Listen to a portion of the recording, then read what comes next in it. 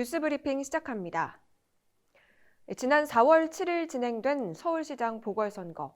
고 박원순 전 서울시장이 스스로 목숨을 끊으면서 진행된 선거죠. 박 전 시장이 성폭력 혐의로 고소당하고 이 때문에 박 전 시장이 극단적인 선택을 했다는 게 지배적인 해석입니다.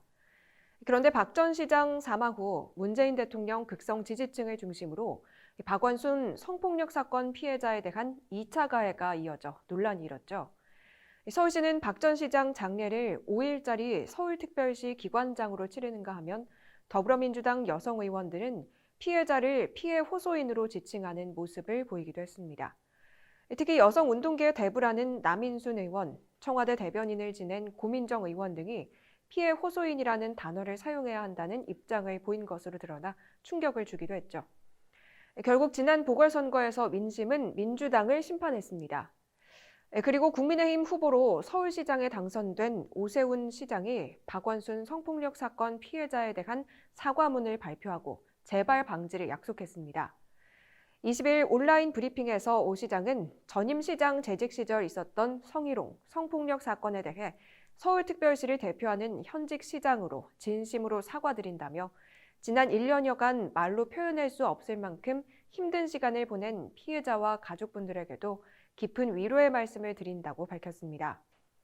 오 시장은 사건 발생 즉시 제대로 된 즉각적인 대처는 물론 피해자에 대한 2차 가해에 대해서도 서울시의 대처는 매우 부족했다며 설상가상으로 전임 시장의 장례를 서울시 기관장으로 치르고 서울 광장에 설치된 분향소를 보면서 피해자는 또 하나의 엄청난 위력 앞에서 절망할 수밖에 없었을 것이라 생각한다고 강조했습니다.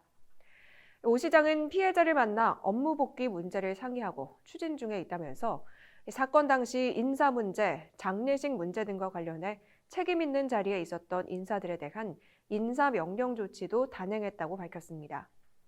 앞서 오 시장은 서울시장 당선 직후 이번 선거의 원인은 전임 시장의 성희롱이었고 피해자분이 우리 모두의 아들, 딸일 수 있다며 피해자가 편안한 마음으로 업무에 복귀하도록 잘 챙기겠다고 약속한 바 있습니다.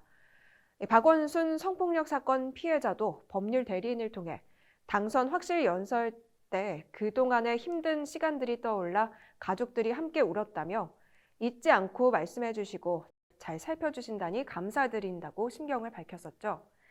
오 시장은 성비위 사건이 근절되지 않는 이유에 대해 땜질식 처방에 머물렀기 때문이라며 근본적인 대책 마련을 위해 원스트라이크 아웃제를 즉시 도입하겠다고 선언했습니다. 또 오 시장은 국가인권위원회가 권고한 성희롱 성폭력 심의위원회도 외부 전문가들로 구성된 전담 특별기구로 격상시켜 운영하고 성비위 사건 신고 한라인을 개통하겠다고 밝혔습니다. 다음 기사입니다. 지난주 문재인 대통령이 김오란 국립안센터 교수를 청와대 방역기획관으로 발탁했죠. 그런데 문 대통령의 인사를 두고 부적절하다는 지적이 쏟아졌습니다. 기 교수가 일방적으로 문재인 정부의 편을 들며 정치 방역 여론을 조성해왔다는 비판이었는데요. 뉴스플로우가 기 교수의 코로나19 방역 관련 과거 발언을 모아봤습니다. 기 교수는 국내 코로나19가 본격적으로 확산된 지난해 3월부터 친정부 성향의 방송인 김어준 씨가 진행하는 TBS 라디오 김어준의 뉴스공장에 출연해 이름을 알렸습니다.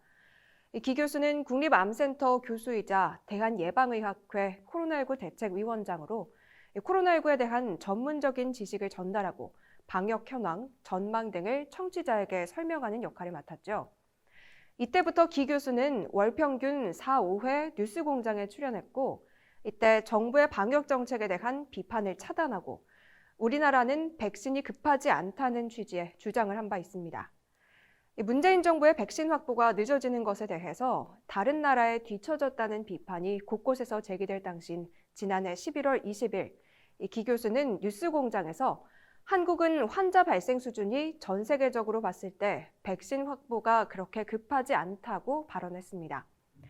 지난해 12월 10일에도 뉴스공장에 출연해 다른 나라는 이미 백신 접종이 본격화됐다는 지적에 대해서 다른 나라가 예방접종을 먼저 해 위험을 알려주는 것은 우리가 고마운 일이라고 말했습니다. 당시에는 문재인 정부가 화이자나 모더나가 아닌 아스트라제네카를 주력 백신으로 구입해 논란이 됐던 시기인데요. 이에 대해서도 기 교수는 아스트라제네카는 이미 여러 나라의 생산 시설을 만들어서 이 백신으로는 이익을 보지 않겠다 이렇게 나온 반면 이 모더나나 화이자는 이미 백신으로 이익을 얻겠다고 공언한 회사들이라고 아스트라제네카를 감쌌죠. 김어준 씨가 화이자, 모더나 같은 미국 회사가 FDA 승인을 낮추는 데 힘을 썼지 않았을까 하는 그런 짐작도라며 음모론을 제기하자 기 교수는 화이자나 모더나 입장에서는 빠르게 지금 가장 초기에 이것을 팔지 않으면 그 다음에는 계속해서 더 새롭게 더 편리한 백신이 나오게 되면 판매하기 좀 어렵겠죠 라고 맞장구를 치기도 했습니다. 기 교수는 문재인 정부의 백신 확보 불확실성을 우려하는 언론 보도에도 비판적인 입장을 냈었는데요. 기 교수는 아스트라제네카, 화이자, 모더나가 동시에 우리 앞에 놓여 있다고 하면 화이자나 모더나를 쓸 나라는 없을 것이라고 주장했습니다. 이 외에도 기 교수는 굉장히 많은 백신들이 발표될 텐데 화이자 백신을 이미 계약한 상태에서 더 좋은 게 계속 나오면 이것을 물릴 수도 없다. 가격도 화이자나 모더나가 가장 비싼 축에 들어가는데 아스트라제네카는 $4 정도밖에 안 한다. 백신을 먼저 접종했다고 집단 면역이 빠르게 도달한다고 볼 수 없다는 등의 발언도 했습니다.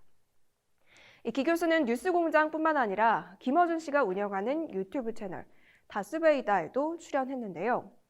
기 교수는 보수단체의 8.15 집회를 코로나 재확산의 주요 원인으로 꼽으면서도 민주노총 집회나 헬로윈데이 파티 등은 언급하지 않는 이중적인 행태를 보였습니다. 기 기획관은 지난해 9월 25일 김 씨의 유튜브에서 태극기 집회 이후 코로나 환자 제로는 불가능하다고 본다고 주장했습니다. 이후 뉴스공장에서도 8.15 이전에는 이태원 발이나 쿠팡 물류센터 발로 유행이 있었어도 주로 수도권에서 한정돼 발생했고 또 빠르게 검사하면서 다 한 달 이내에 끝났다며 8.15는 집회가 있고 나서 바로 그분들이 전국적으로 흩어졌다고 주장했습니다.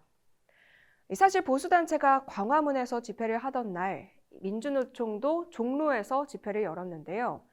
방역당국은 민주노총 집회는 보수단체 집회와는 달리 위험도가 낮다며 검사 우선 대상에서 제외했습니다. 하지만 이후 민주노총 집회 참석자 코로나19 확진 소식이 알려지면서 국민 안전을 이념으로 갈라치게 한다는 지적이 쏟아진 바 있습니다. 이에 더해 기 교수의 남편인 이재영 전 대외경제정책연구원장은 지난해 총선에서 민주당 후보로 경남 양산갑에 출마한 바 있습니다. 이 전 원장은 낙선 이후에도 여전히 양산갑 지역위원장으로 활동하고 있죠. 이 때문에 기 교수의 문재인 정부 친화적인 모습이 남편과 관련이 있는 게 아니냐는 분석도 나오고 있는 상황입니다. 야권에서는 기 교수의 방역기획관 임명 철회를 요구하는 목소리가 나옵니다.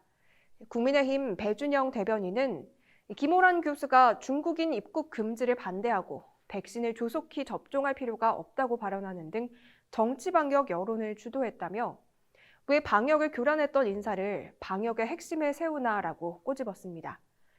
배 대변인은 정은경 질병관리청장의 힘을 빼고 대놓고 정치 방역하겠다는 선언이라는 의력의 우려가 크다며 즉각 임명 철회하라고 주장했습니다. 국민의힘 윤희숙 의원은 자신의 페이스북에서 백신 확보 전쟁이 한참일 때 일반 국민에게 백신 확보가 중요하지 않다며 혹세무민했다고 지적하면서 그간 정권에 봉사한 분들에 대한 보은이 더 중요하다 판단했다고밖에 안 보인다고 꼬집었습니다. 국민의힘 권영세 의원은 백신이 급하지 않다고 얘기하더니 지금 상황이 어떤가라며 일부 외신에서는 우리나라가 집단 면역을 형성하는데 6년 이상 걸릴 거라고 얘기하는 곳도 있다고 전했습니다. 그러면서 의학보다 정치를 앞세워 오히려 방역에 혼란과 방해를 주지 않을까 걱정된다고 우려의 말을 표했습니다. 뉴스브리핑 여기서 마칩니다. 고맙습니다.